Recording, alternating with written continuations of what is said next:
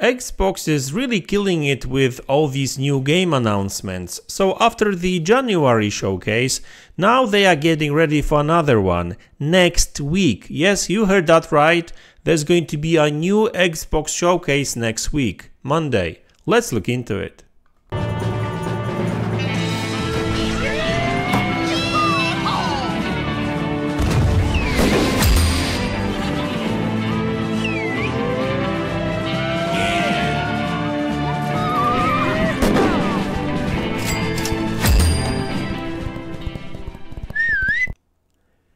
Hey guys, welcome back to the channel. So yeah, you heard that right. Microsoft Xbox is getting ready for another showcase. There's going to be some new game announcements, and that's happening next week, Monday, April 29th. At first, I was like, what the hell is going on? I thought that people were talking about E3. But E3 is happening in June, and I know it's not like a proper E3, I'm just talking about the June show. But there's another one, and we've got all the details. So this is official information, guys.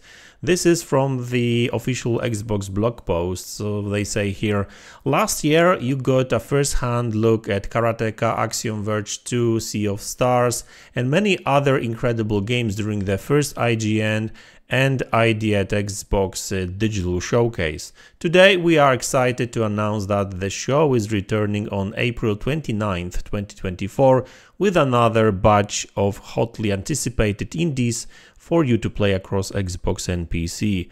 On top of epic trailers, fresh gameplay and new reveals, the show will feature new details on upcoming games like Dungeons of Hinterberg, 33 Immortals, Lost Records, Bloom and Rage, and many others. The ID at Xbox showcase will premiere on April 29th, 2024 at 10 a.m. PT, 1 p.m. ET and 6 p.m. BST, and you can tune in across all IGN platforms. So that's going to be 7 p.m. my time, I guess. So 7 p.m. CET. So listen, great news. I mean, that means more games. And the cool thing about these indie titles is that for the most part, they will probably be, well, at least most of them will probably be in Game Pass too. Now, obviously, some of them I don't care, but there's some games that I actually did enjoy. So I'm sure that everyone will find something interesting there. I mean, Sea of Stars is for example, is actually a great title. So if you are into smaller independent titles, this show is for you to watch for sure. So listen guys, I know that people keep talking about like Xbox being in bad shape and everything. People just focus on exclusivity and all that kind of stuff, and I get it. You know, Microsoft did change their strategy a little bit, and but I mean, should we really care if they keep pushing all these games, you know, big games, AAA titles like Indiana Jones this year? Hellblade 2 is coming out next month. And I know some people may argue that it's not necessarily like a big AAA title, but I would call it like a double A and a half, because it's like production wise it's AAA, but it's going to be like a shorter, smaller scope game. But I love these type of titles, these type of experiences, right? Then we're going to get Avowed. Stalker 2 is coming in September, I want to say. So like there's going to be so many games to play, yet people just focus on complaining and crying about some older titles coming to PlayStation. But hey, I mean, if that's the thing you want to do instead of playing games, do your thing, I guess. Another point I wanted to make, because I've seen some people complaining about the fact that they collaborated with IGN again. I've seen some complaints about it. People say that IGN hates Xbox, and I know where some people are coming from, but I don't necessarily think that IGN hates Xbox. It's just, you know, like like with everything in life, if something is super popular, you will have more people praising one thing over the other, like Coke versus Pepsi, or Nike versus Adidas, or something like that, right? Or sports. It works pretty much the same with consoles and these boxes. Like Nintendo and PlayStation are actually two leading platforms, so there's just going to be more people that appreciate and love these platforms more at IGN. There's still people at IGN that actually enjoys Xbox platform, like Destin and Ryan McCaffrey, right? And a couple of other people. So it's just there's less of them, just like less people care about Xbox. But hey, I mean, I wouldn't really complain about it that much. I mean, for me personally, that's why I'm done with that old doom and gloom when it comes to Xbox. I will criticize them for their mistakes, and I have in the past. But, you know, like this exclusivity thing and older titles coming to PlayStation, I mean, that doesn't really bother me that much. I mean, you know, these games you could play on other platforms already.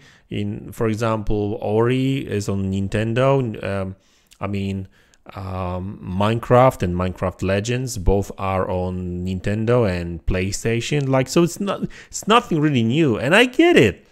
There's going to be more Xbox games coming to PlayStation and Nintendo in the future too, but hey, I mean, if that will make their business work better, I mean, why should I really care?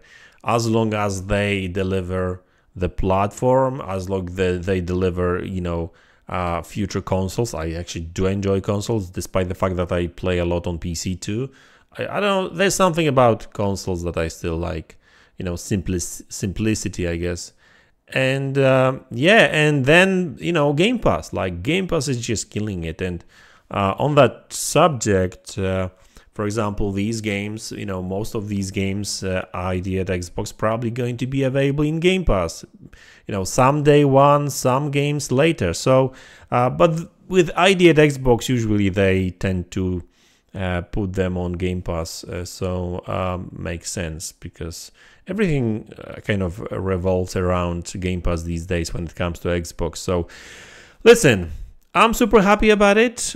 We've got some very good announcements in January. I'm actually looking forward to playing most of these games. Now, ID at Xbox, like Monday, April 29th. Can't wait to see what they are cooking there. And then we're going to get E3 announcements in early June, apparently. And that's going to be a big show with the big titles and everything. But we're still going to get Gamescom, which is in September. No, sorry, that's August. Then Tokyo Games Show, that's September. And what else? Well, probably the Game Awards announcements. They always have something there. So listen, I'm really optimistic about Xbox and future of Xbox. I mean, yeah. I mean, I don't think it's really that bad as people kind of wants us to believe. But hey, I mean, if you are so focused just on exclusivity rather than just good games, well, that's your problem, I guess. But anyway, that's the video. I hope you enjoyed it. Let me know in the comment section below what you think about it, and I will see you all in the next one. Take care.